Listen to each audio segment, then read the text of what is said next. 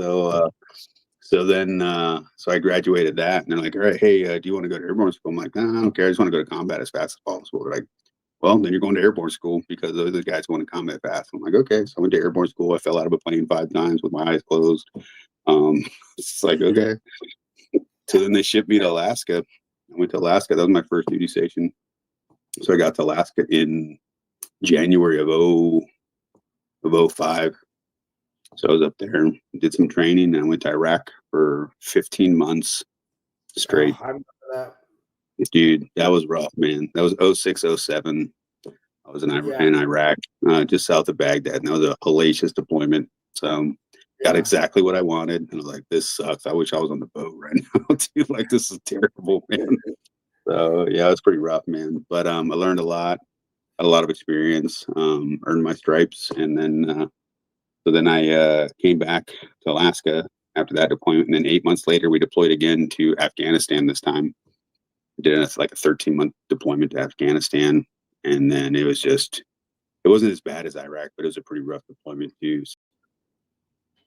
Yeah, it was different because I was an E6, but I was pretty much a private in the Army. I didn't know anything about the Army, so like the other E6s treated me differently because I didn't have the experience that they did. I hadn't been in the same duty stations. They all like knew each other because they all came from the same duty stations.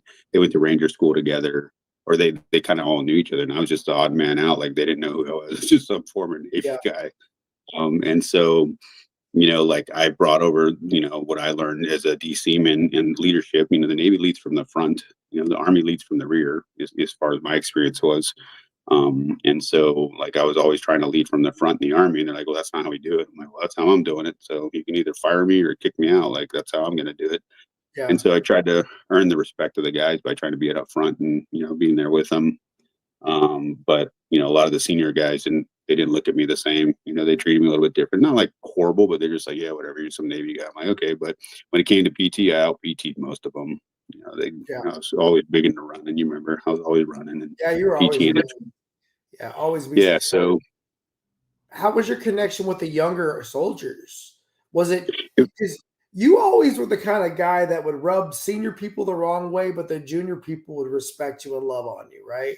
Was it the same way in the Army as it was in the Navy? Yes and no. I didn't get along with the senior guys in the Army because again, they all thought they were better than everybody else, and I try to do everything I can to prove them wrong. Like I'm not impressed.